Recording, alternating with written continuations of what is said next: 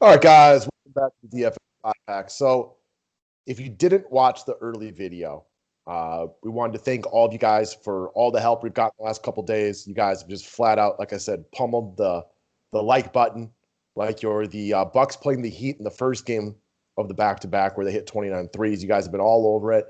Helps us a ton. We sincerely appreciate it. So we did the first video like a members-only format, and we'll do this one like a members-only format. Only this video, though, today. It's New Year's Eve. I got some real life stuff to get into, and this should cover everything that is that we're looking at for the first slate. And I do want to be honest, this is really about the first time I'm diving into this one. Yeah, well, we just got done breaking down the early slate, so it's the first time I'm breaking this down too. So let's get after it, guys.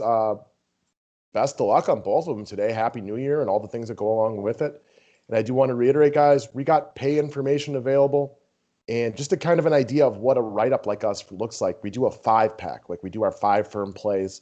We do a cash for me. We do a GPP for Matt. And then we each kind of do a player pool of guys that, we either like or don't like. Like, didn't really like Tyus Jones a lot yesterday. Talked about it. We brought up some other guys. Luka, kind of liked him. Was wrong on that one. Luka was awful. The Mavericks were just terrible. 100%. So, and then as far as what you can sign up to get, we got packages for everybody. The lifetime special is the best thing you can do because it's no future payments, every sport, every video. But if you're just playing for the day and you want to check it out, we got 5-member daily content. We got monthly, which is the most popular package. You can just pay for it every single month and you get all 3 sports. Yeah, it really can't beat that deal. But if you just want to try a day pass, check us out. Yeah, whatever you need. Day passes, everything's emailed right to you. Mm-hmm. All right, so when you look at the slate from a distance, there's no crush spots to me. Like, I think Sacramento Houston's probably going to have the highest projected total, having not even looked at it, but 231-ish. Yeah, definitely. But none of these games are what we would call crush spots. No, I actually think the Sacramento Houston game goes over owned. I don't know. I don't love that game personally, but we'll get to it. The problem is there aren't any games I really love, but interesting slate, as I usually say. Okay, so what we'll do typically for members-only videos, if you're new to one of these, is we just go through each game, talk about our favorite plays from that one. Then we kind of just do a summary at the end of who it is that we like and don't like, and we'll go from there. Yeah, exactly. If you look, and again, it's super early. Like Houston is the one team that's moving a lot of possessions per game on this slate. Toronto's actually moving a little bit quicker, but I don't want to overreact on these numbers, guys. Remember, we're just a few games into the year. And Houston's now a completely new team. Exactly. They get their boys back today. Should be a more interesting game. Philadelphia against Orlando. Last undefeated team in the NBA. Nobody saw that coming. Nope. So, is there anybody from this game? I'm assuming Embiid's playing today, right? Yeah. Not really, man. How about you? There's nobody that jumps off the page to me. Nada. Gordon's still playing a minutes limit. I don't love this spot for either team.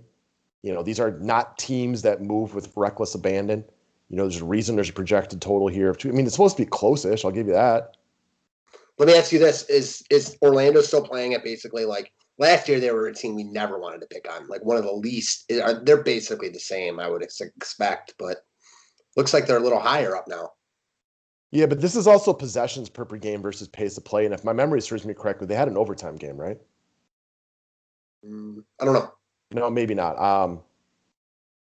They have played Washington twice. Okay. We don't love picking on Orlando. They're not a run and gun type of team. Their offense is mostly focused around, Nikola Vucevic. He ain't Giannis Antetokounmpo. He's not up and down running the court like that. No, he is not.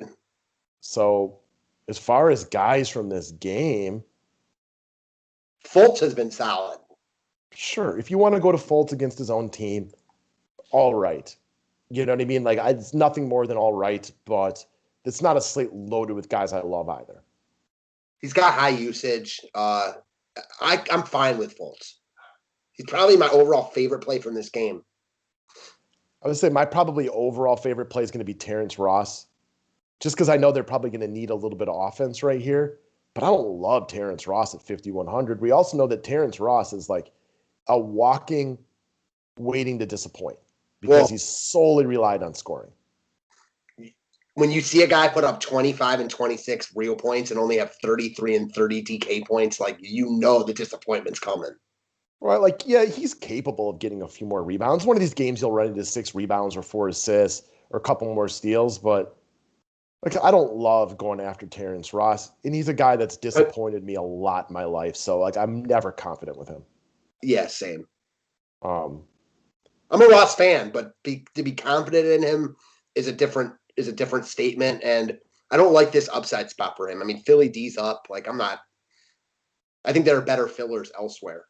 Yeah, there's a really good chance I don't play anybody from this game. Same. Early game. I mean, moving on.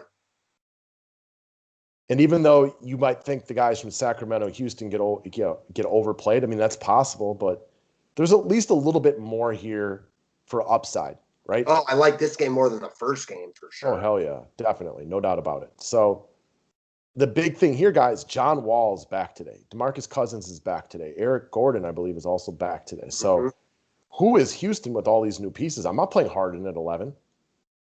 Don't know who Houston is. I'm not playing Harden at 11 either. But what about like Wall and or Cousins? Honestly, my favorite play from this game is Halliburton. Okay, I can get on board. But do you love Halliburton at 5K? No, but I like him in this game. He's playing good minutes. He's shooting the ball well. He's my favorite play from this game. I don't love anyone from this game. Yeah, I mean, and the flip side of Halliburton, he's not going to shoot 75% from 3 for the rest of his life. It's true. So I'm with you. Like, this is not a slate riddled, but this game is sexier than the individual pieces. Definitely. Like, I know that, like, Julius Randle isn't in a good spot in the next game, but give me Julius Randle, like, because I think this slate is more about finding, like, specific plays than targeting games, if that makes sense. Sure. You know who I could get on board with? Yes. Would be Buddy Hield. He has not been great to start the year. One of these games, he'll get hot from 3. I think his price tag is fair. I probably wouldn't make my main lineup just because he hasn't played great so far. I could get on board, hoping today you catch that. What about De'Aaron Fox? Okay, I'll get right back to Fox because he's a guy I could get on board with. Also, I will just say Harrison Barnes is one of the least sexy names to roster in DFS. But what he does do is just go out and do his job every single day. At 5,400 in a game that could have a little bit of pace, he's hit cash gamer value in 3 out of the 4 games. If he's the last spot you get to, I can get on board with him in this game. Yeah, I'm fine with it. There's nothing exciting about rostering Harrison Barnes, but you don't have to look for excitement in every pick. De'Aaron Fox is a very good player. We're both a fan. I could definitely get on board with him here. He had one rough game against Phoenix. Okay. Other than that, he'd been rock solid. I'm on board. I'm fine with this. I'm not scared of John Wall defense. I'll tell you that much. Yeah. This Sacramento side obviously seems more appealing than the Houston side because we just don't know what to expect from Houston. I will say, I think a lot of people feel that way about Harden. That they're not going to use him? Yeah. Well, it's hard to use him when you got Cousins, Wall, and Eric Gordon back. It is hard to use him, but it's still James Harden. It is. He's 11K, and he's earned it this year. No, I mean, listen, it's still James Harden. I just wonder, like, what his ownership will be. I think that's part of the problem, though. It's still James Harden, so even if you get him at lower ownership, he's still well into the double digits. I agree with that. So I'm interested to watch this game to see what they do with Cousins, to see what they do with John Wall. And I like the total on the game, but I don't love a lot of individual pieces, and I do prefer the Sacramento guys, specifically De'Aaron Fox and probably Harrison Barnes. If I had to pick one of the Houston guys, for me, it would be Wall. I know that there's risk there. Obviously, there's risk, but I also think there's a lot of upside at 7K, and he played really well in the preseason. I could also get on board with Rashawn Holmes. Yeah, I'm fine with it. I'm not excited about it. No, this game is not, or this slate's not riddled with guys you're going to be excited about. So I think most people, us included, are going to be stuck rostering 3, maybe 4 guys they're not excited about. Yeah, I just don't think Holmes will be that guy for me. Okay. I talked about Hassan Whiteside the other day, and I just want to throw this back out there for people. What you're seeing with him is very, very low minute totals. And I know we just talked about Rashawn Holmes. The thing that we mentioned the other day is Rashawn Holmes, he's a hack. Yeah. One of these games, he's going to get into major foul trouble. He's going to pick up 2 in the first 3 minutes. He's going to come back in at the end of the first, pick up his third. And that's going to be the game Hassan Whiteside gets to play 25, 30 minutes and probably ball. If you play a ton of lineups, I always want at least one Whiteside share to try to get that day. Just know that he also is just not a big part of this team right now. So you need that to happen in order for him to be good. For upside, I like him more than Holmes. Yeah, because when that happens, like Hassan Whiteside could 10x Yeah, given easily. day. You're just, it's I mean, not going to happen a lot. Like, this is out there, but like Hassan Whiteside could 15x at 3,500 in the right scenario.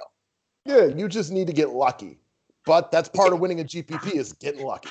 Well, I think the point is that most 3,500 guys like could never 15x. You know what I mean? Yeah, we also didn't really touch on your boy Marvin Bagley, who's still not playing huge minutes, but he's also very cheap. He's talented. He's been 23 or better in every single game this year. The power forward eligibility helps. Like, if you think this game is close, like Fox, Barnes, Bagley, and Holmes, to me, are all in play. I don't love any of them, but they're all in play. I agree. I'm a Bagley fan, and he's cheap, and he has really high usage when he's out there. So he's another guy, like, if he happens to play a couple more minutes. He's a walk. I know I mentioned Halliburton, and I like him, but ultimately Bagley's probably my favorite play from this game. Okay, I know you're a big Marvin Bagley fan, and he's got game. I mean, he can't stay healthy, but he's healthy today. So take a look. Yeah, exactly. I'm about it. This is my favorite game on the slate, though, I think. All right. So as far as like point totals go, seems low to me. The total, like 216.5. Yeah, like if I was a sports bettor, I'd bet the over on this one. It does seem low. I mean, they got Toronto favored by 9.5, but the Knicks have played well for the most part this year. Yeah, I agree. Like, I see this game as being closer, too. I am surprised that the spread's so big. One of the things that you mentioned the other day that I think is worth noting, I know Thibodeau can be hard on people, but he's a pretty successful and good NBA coach. So this team might have a little more pep in the step this year, playing better defense and things like that. So it's worth noting. I don't think they're like this crush spot of crush spots like they have been in the past. I agree. Toronto also isn't as good this year, so I feel like I don't know. I'm surprised that this game is like close to a 10-point spread. Like, that gets me a little bit worried, but I'm surprised by it. Well, because it's only been a few games, right? And Toronto's been a champion deep into the playoffs, and the Knicks have been a black hole of patheticness for the last 498 years. This is true. Like, based on how they played this year, I think the spread in this game should be like 6. Yeah, it's a weird start to the year. And if you're just going off of this year, like the Knicks are 2-2, Toronto's 0-3. So they're the better team, right? Well, we know they're not, but it's a weird start to the season. Like, look at some of these teams down here. Westbrook and Beal are 0-4. The Pistons should be 0-4. They suck. But the Raptors are going to be in the playoffs. The Bucks are not going to be 2-3. The Heat are not going to be 2-2. The Knicks are not going to be, better than these teams, but it is still early in the year, and we're seeing some odd results. You mean you got the Cavs all the way up there at 3-1?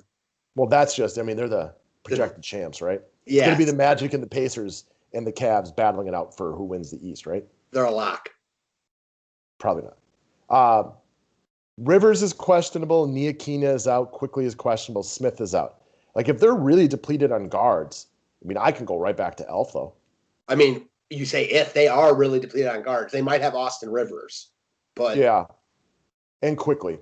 True. So, yeah, if those guys are out, I think Elf and Burks, too. Okay. So, this is a big thing right here. Burks was out last game. The thing that always scares everybody with Alfred Payton is the thing that should scare them. Every coach he's ever had gets tired of his shit really, really quickly.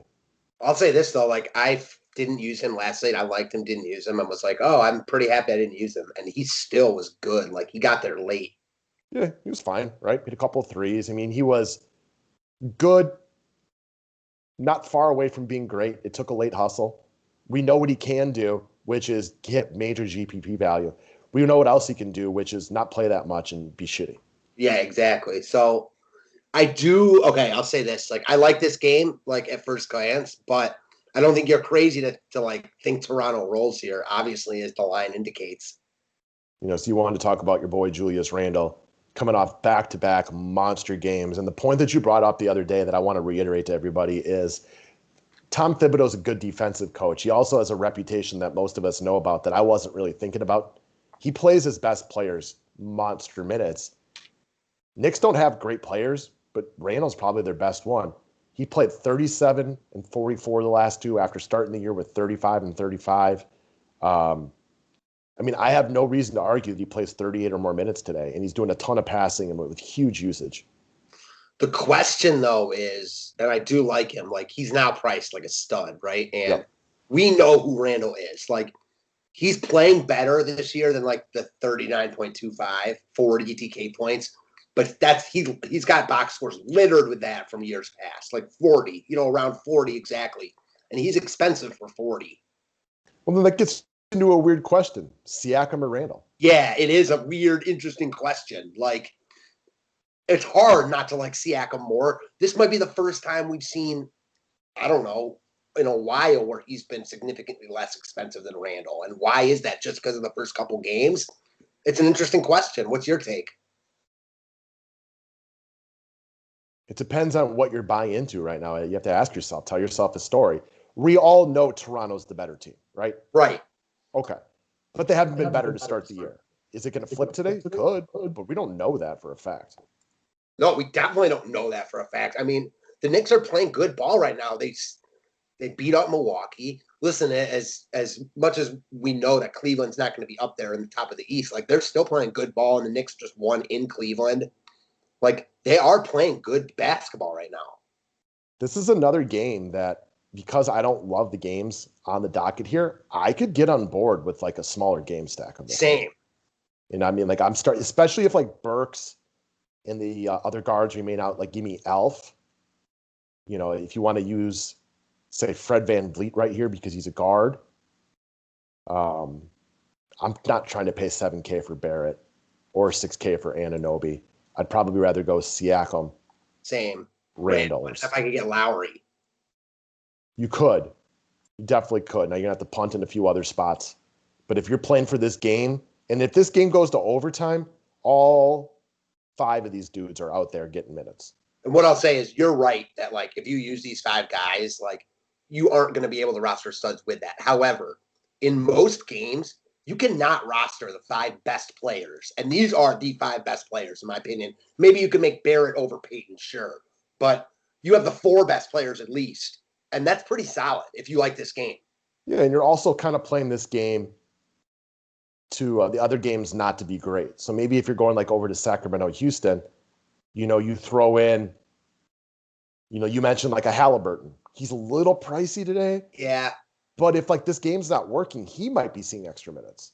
For sure. And one thing I will point out that I know we've talked about a bunch in years past, and I will bring up that like Atlanta-Chicago game. I think it was Atlanta-Chicago from a few years ago.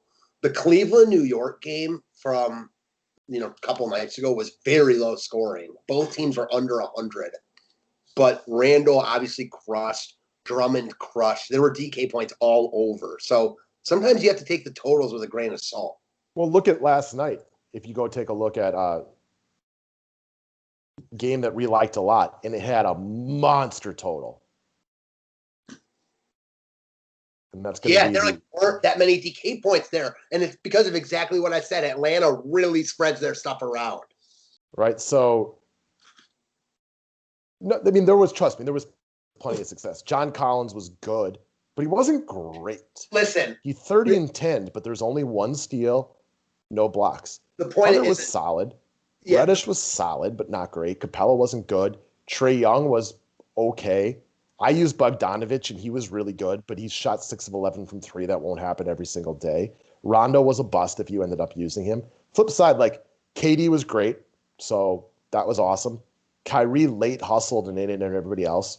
Joe Harris made 6 threes, but he only barely got to cash value. Jared Allen was good. but still, like, he didn't crush his. I mean, this was a great game for totals, 145 to 141.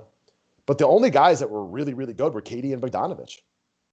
Yeah, I mean, KD was amazing. Bogdanovich was fine, but he wasn't like a must. No, he wasn't a must, but he got me 35 off of 5K, which I'll live with. Yeah, that was solid for sure. But Collins was also good. I mean, what'd he end with? Talking 14, 16, like 48 points. That's really good. I mean, those are the only three guys that hit GPP value. Yeah, that was a monster total game. For sure. And then look at Cleveland and Detroit from a couple nights ago. Right, those blocks and steals add up quick. Yep. And they were balling offensively last night, but none of the guys from this game. We had 2, 4, 7 blocks and steals total for Atlanta. And then on the Nets, 9 total. Like, that's just low. Yep, very. All right, so let's take a look at Oklahoma City against New Orleans. And I do want to reiterate, we brought this up the other day. Like, New Orleans, this is not the team that you pick on anymore. Like, they're moving slow. They're playing much better defense with Steven Adams, Eric Bledsoe, Lonzo Ball. They've definitely upped their defensive intensity overall. I mean, this is not the crush spot that they were the last couple of years. No, I'm definitely more interested in the New Orleans pieces than I am going against them. I do think, Horford's probably in today, so that takes like cheap Isaiah Roby out. But I'm interested in Zion here. Yeah, I'm always going to be a little bit interested in Zion, guys. And this one's weird because I think you're more interested in him just because you like him and you think he's a good player. And I'm more interested because, like, he has a very boring game log that appeals to my boring sensibilities. And I know he was bad last thing, but they got killed. I just think he's going to walk into 38 to 48 almost every single night.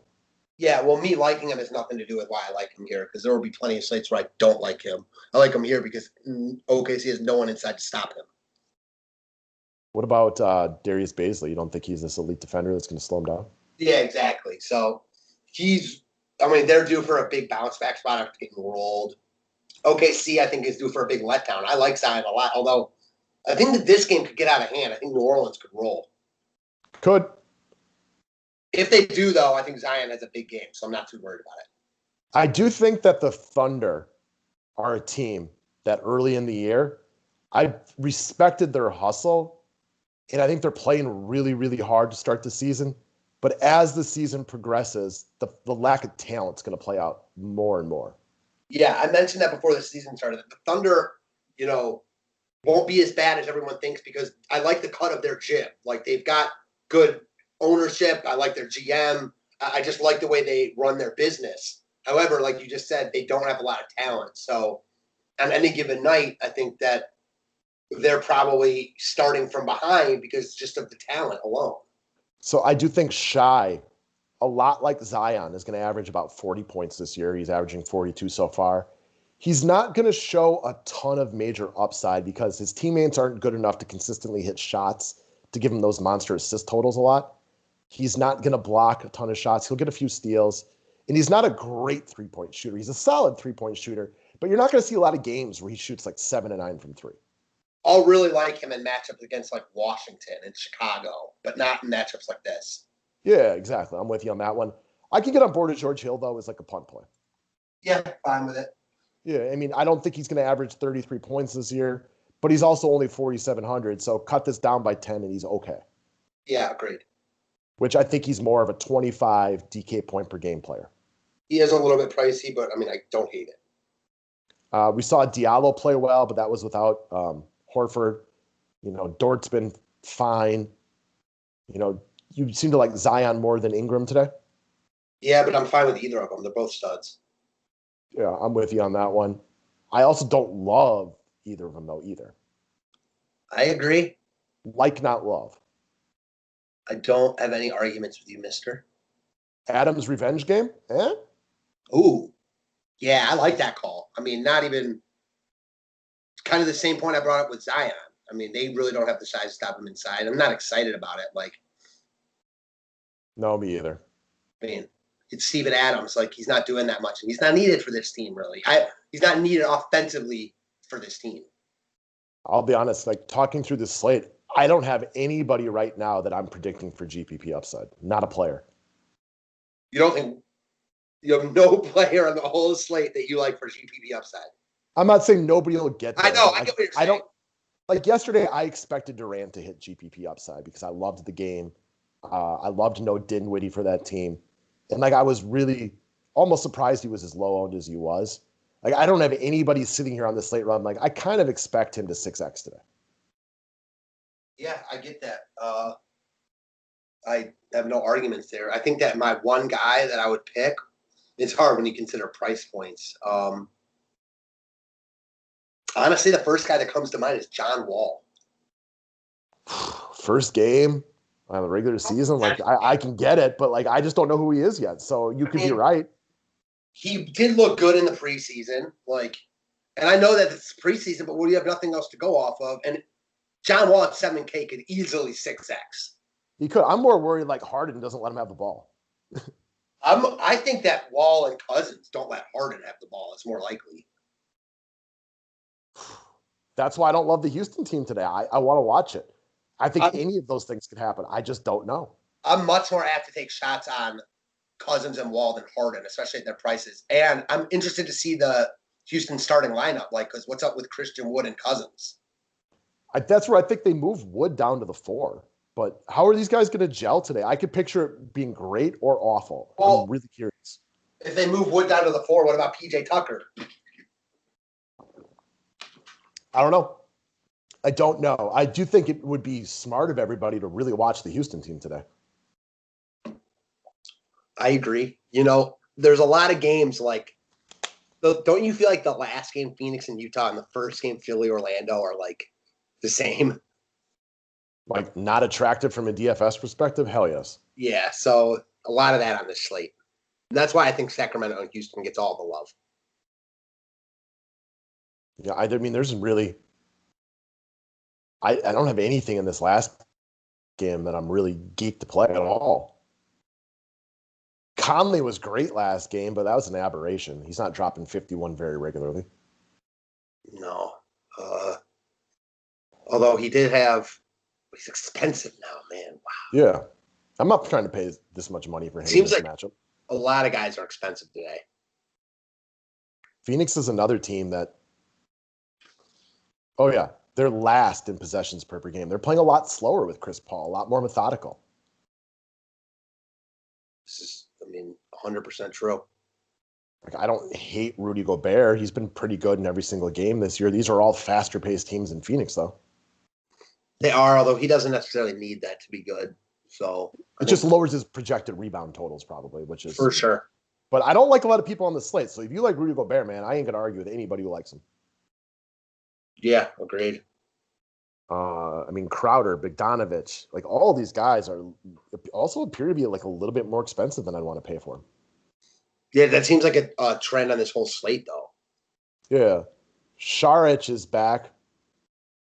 Okay. I don't know. That doesn't do anything for me. Bridges has played well. I don't want to try to chase this. No, me neither. Crowder played well at the beginning of last game, at least, I think. Crowder revenge game, but that goes for most games. Yeah, it's funny you said that, and it's funny you said that because on the first game I was gonna say Tobias Harris revenge game. It's the same thing. Who hasn't Jay Crowder played for? Try and find a team. They don't exist. He's played for all 32 teams now. Yeah, some multiple times. Yeah, just last year alone. No, yeah, exactly. All right, guys. So, for me, if I'm trying to build a lineup, which is really, really hard, and I'm looking at the point guard position, between Simmons, Shai, Fox, Lowry, I would probably go with De'Aaron Fox.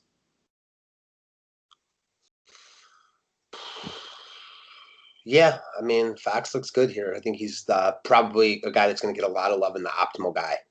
And that's why I think if you're playing from trying to be different and you don't love Fox and want to go with, I don't know, you mentioned John Wall or a Kyle Lowry who's, a good player and stuff like that, I can get on board.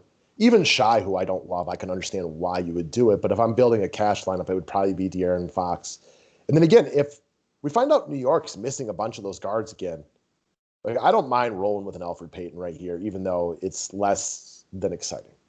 So even though when we talked about it, I wasn't that excited about it, now I remember why New York game was my favorite game on the slate because I really don't like any of the other games. And if New York can keep this game close, I think that it's got really high upside from both sides, and you could fit the best players. No arguments here. Moving over to the shooting guard position, like no to Harden, no to Booker. I mean, I wouldn't touch Eric Gordon with my worst enemy's money today. No, just no. I mean, I've never said no to anything easier in my life. agreed. You mentioned Halliburton. We talked over Terrence Ross a little bit. I'll be honest, though. I do feel fine with George Hill still at this price point.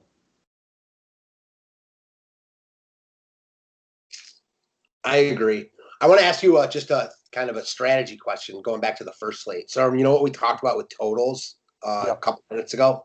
Do you think that applies for the first slate with Washington, Chicago, Cleveland, Indiana? Because I don't really see Cleveland, Indiana as being one of these games that has high upside and a low total. But am I wrong there? I mean, not necessarily. Obviously, it's always, as you'll say, slate dependent. For sure. It's a lot of it's about possessions. I mean, it's like if I had to give like a newbie advice, it's like how many possessions are you going to have, and is the game close? Predicting if the game is close, like you can look at your Vegas odds, but early in the year it's been unpredictable. Who's out for it? Because that's one of the reasons I like the Pacers is they're missing TJ Warren. Yeah, and honestly, like we talked about the steals and blocks, a guy like Drummond, the total really makes no difference. Yeah, I mean, it does. He's got to get his boards and his blocks, right? Exactly. Like it does make a difference, but he can get there in so many different ways. So just like you said earlier, you can't just look at the total and go off only that, I guess. For sure. So maybe a George Hill at shooting guard. Small forward, Ingram. I don't love Ingram, but I think we're both think he could be one of the better plays on the slate. For sure. Harrison Barnes. Ugh, geez, it is not pretty here today. Mm-mm. So I'm going to go with Ingram for right now. This is all making me feel really dirty. Bagley. Yeah, I think you've definitely taught me into Bagley here. Yeah, I like Bagley too, especially with a lot of guys priced up. And then center, we talked about Randall, Zion, Gobert. Like, this is not a Christian Wood day, guys. For me personally, I got to see what they do first. Agreed. I don't hate Cousins at 5K. No, me neither. It's 5K Cousins. I like the Wall and Cousins, so I like them in the preseason. I kind of like them here against his old team. Doesn't hurt. I'm concerned about his minutes. Yeah. But one thing you don't have to be concerned about with Cousins today is foul trouble because he's not going to play enough minutes to worry about that. And also, like, he could get there in 15 minutes. What if he plays 25 minutes? Like, I'll take that one step further. Cousins can hit value in 12 minutes. Yeah. And in 25 minutes, he can hit big upside. He can hit 50 in 25 minutes in the right scenario. So out of Wall, Cousins, Wood, and Harden, I do think Cousins would be my favorite. Okay, I like Wall and Cousins, both about the same. I didn't even realize his price point. Yeah, he's not going to play monster minutes, but Cousins is a stud, guys. I know we haven't seen him in a long time with any consistency, but it only takes him 15, 20 minutes to hit value right here. Mm-hmm. I wonder if he gets any love on the slate. I don't know. I will say, just in the time we're making this video, Austin Rivers said he'll play, but he'll have a minutes limit. Okay. So take that for what it's worth. He hasn't played yet this year, right? No, I don't think so. I'm about 90% sure he has not touched the floor yet. Yeah, no points. So, I mean, that's not good for Elf, but it wouldn't take me off of Elf if Burks and Quickly were also up. Same. Cousins is actually not getting a lot of love right now. Okay. I like that for GPPs then. Same. A lot. And honestly, guys, like, grab your balls and play him in cash if you like them, because he only needs 25 points. Like, he's very capable of that. He's only 5K. So I know you probably like him more than Rashawn Holmes. Yeah, I do. Okay. Let's just put Cousins in there, and if you like Holmes better because you feel safer, do your thing right there, because you do going to want some exposure this game in a cash game build. So then we go back over to the guard positions. Again, I don't love Shy, but at least you know he's got monster usage. Yeah, I mean, agreed. I think he's, he is kind of like Ingram and Zion on this slate. Yeah. And I could get on board with a Shy Ingram Zion stack and just hope, and you could throw George Hill and whoever else you want in there as well, and just hope that game's competitive because it definitely could be. For sure could be. Okay, so you get 6,400 a guy. It's gonna put Elf in here for right now. Because then if you wanted, like, I know you're big on Zion today, or if you wanted a Siakam or Randall. And this is where Harrison Barnes slides right in. This is what I always talk about with Harrison Barnes. You never put him in your forward spot to start, but I feel relatively okay with him in my last spot if I get there. I agree with that. I got no arguments with that at all. He is not a sexy roster. And I know that's why he almost never gets love, but there is something to be said for guys that very rarely ruin your lineup because a lineup ruiner, I mean, that's the worst. For sure. For sure. Like Luka from last night. Yeah, it's hard to come back from that. There's no doubt about that. Like I mentioned, like I got very nervous last night when Feast left that game after a minute.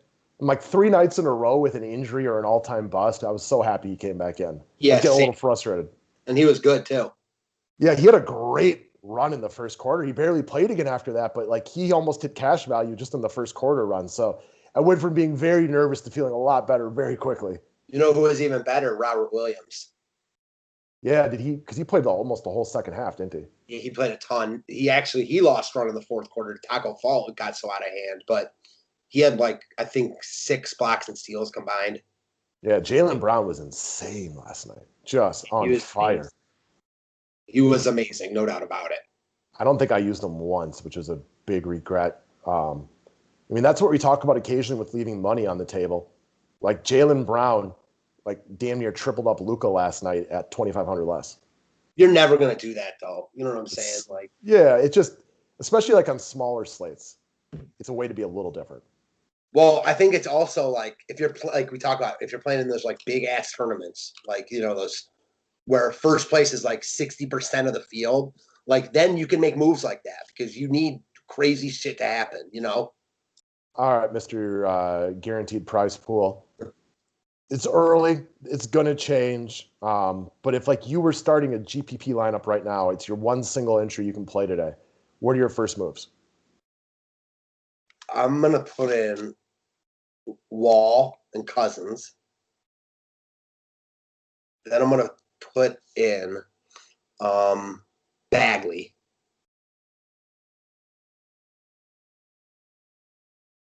Okay. Again, it's the highest total game by a big margin. So this is the game most likely to blow up. And even though some of the guys don't seem perfect, this game has the most upside on the board.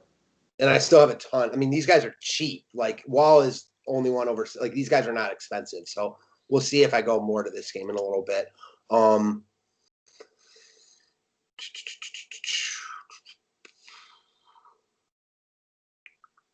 Terrence Ross just ruled out. So we will readdress that in a second. Yes. Okay, so does that make me like anyone from Orlando a lot more? Not really. I would say the guys from Orlando that could see a little bit more run would be like a Cole Anthony. Yeah. It's not a necessarily great spot, but no, it's not. I would just be fine with him as like a fill-in at a guard spot because it should just up his usage with the second unit and potentially play maybe 5 more minutes. For sure. I can definitely get on board with that. No arguments there at all. Is that a guy you liked coming out of college? Yeah. He's Greg Anthony's son. Greg Anthony from he played in the NBA forever. So he was actually the number 1 recruit coming out of high school.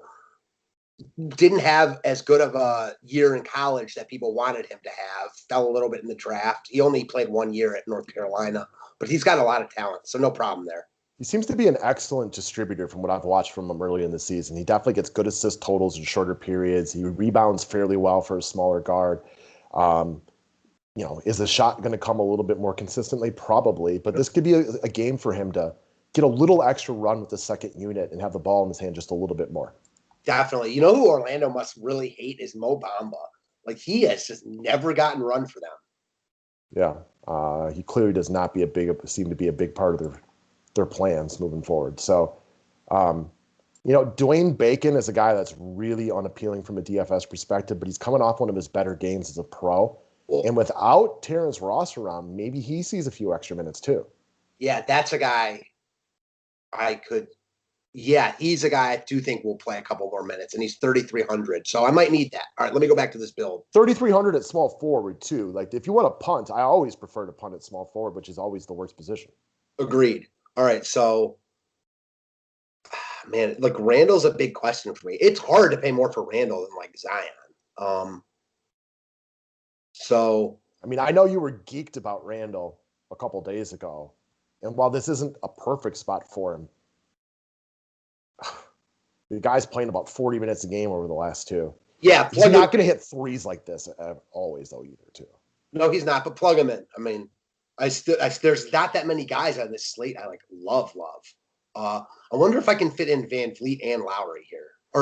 Okay, so out of Siakam, Lowry, and Van Vliet, who do I like best between them? How would you rank those guys? Well, if you just look at the price, we got Lowry at 77 and Van Vliet at 7,200, so it's negligible. Lowry's just a little bit better of a player, so probably Lowry. He is, but like, the shooting guard eligibility, does that matter? It could. I mean, you got a guard spot right here.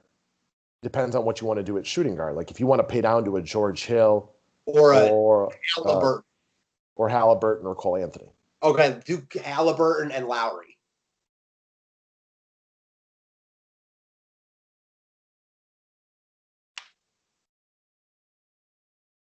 And the reason for anybody that's new to NBA DFS, if you're playing a Julius Randle, you're playing him thinking the game's competitive, which means that you probably feel like one of the Toronto guys plays well. Then you just need to make the prediction of who you think that is. Yeah, at least one of them. So I feel like I could fit in. I can't fit in Siakam. I could fit in Van Vliet with, the Dwayne Bacon call. Like, put in Bacon.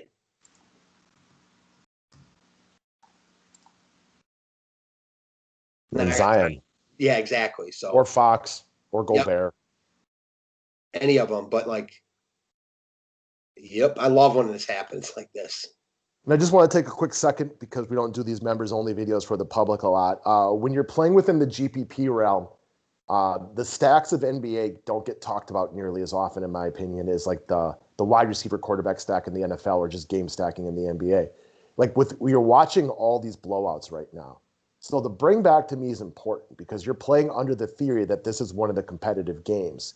And when you're playing in, the guaranteed prize pool tournament role, like, you're going for it, right? Like, you're playing off the notion that this game is competitive, because the biggest thing detracting from players early on this season are these monster discrepancies in three-point shooting. And then if you're going to lose on one, like, you need your guys all to be good in GPPs, right? Like, if this game blows up and is awful, then it doesn't matter that you're losing twice. Yeah, exactly. 100%. Nailed it right on. Yeah, it's one of the more underrated parts of GPP NBA in my mind, is people not playing guys from the same game. For sure. I'm with you. So I think we've kind of expressed our opinions on this one. I'll be honest, I like the first slate better than the second one. I do too. And having not looked over this one much before we got into it, I mean, we are real limited on guys that I'm going to feel comfortable with rostering in my lineup. And knowing that it's New Year's Eve, I may not play this one as heavy. I might have to go reserve some contests and play the first one heavier. Yeah, that's what I actually did. After looking at this for a little bit, I did just that. Yeah, like, I don't love Shy, but man, at least I know he's going to have monster usage and play good minutes and be the best player on his team. Exactly. Like, I feel the same way. So take that for what it's worth, guys. For all of our paying customers, there will be a write-up today. Not one for the first one. That video is more of just a courtesy for everybody. There will be one for this one, and we'll do our best to get it. Even though you don't like this slate, this is usually more of an ugly type of Bellman slate, though. Yeah, so I'm digging it. I'm not like overly excited about it, but I'm digging it. I like, getting dirty in these type of slates. And I'll be honest, guys, this is what he's saying, but in about an hour, I'm going to get a Facebook message from him saying, like, you know what? I am starting to really like this slate, because I don't think anybody else is going to like it either. Yeah, well, I'm already starting to think about that. I do think that for slate, it's the Washington Chicago game is like by far the best game on the slate, right? Or on the day. Yes, for sure. And not even a close second, I don't think. I like the Cleveland Indiana game as much as I like almost any game on this slate too. I agree. The Sacramento Houston game would probably be second, but like not excited about that. Well, I like that game from the idea of DFS from a 30,000 foot view, but reinserting Eric Gordon, John Wall, and DeMarcus Cousins into a team that hasn't played with them in the regular season yet. I mean, I could see Sacramento flat out rolling in this game. I could also see Houston like playing inspired, very talented basketball and flat out rolling. Like I don't have a very good barometer for judging this one yet. I agree. Like, couldn't you see like Sacramento just like Houston not knowing how to play together and Sacramento just playing really, really well and getting up for this one? I could. Okay. I definitely could. I could also see Sacramento's been really good this year, so I could definitely see it. That was like my first glance when I looked at this game, to be honest. Yeah, what are they are? One. And they're 3-1 to start the year. They've beaten Denver twice, and Denver's a good basketball team. Yeah. Phoenix is a good basketball team. They beat them once. Yeah, exactly. So, yes, they're playing well. I think people are sleeping on the Kings a little bit. Yeah. So just to reiterate that, I think you're right because of the high total. This game will get some love. I don't hate the fade on it. And then maybe you could still play like a Cousins or a Halliburton, guys who are going to play that can hit value in lower minutes, but like maybe you're not looking at a Fox or James Harden. Yeah, exactly. And that's why the kind of what I was alluding to in this build. Like I have a bunch of pieces from it, but the most expensive is $7K. Yeah. Definitely. And then John Wall, I don't know what he would do in that format because we haven't seen it. And exactly. And maybe I play Van Vliet over Wall. Could be. Anyways, guys, that's what we got for y'all. We appreciate what you guys have done for us. Hopefully you appreciate the longer videos today. Best of luck. Enjoy your New Year's, whether you're spending it with friends, family, kids, parents, whatever it might be, or if you're rolling solo and just watching NBA, hopefully it's awesome. And it's been a rough year for a lot of people, but we start anew tomorrow. Yep. Thanks a lot, guys.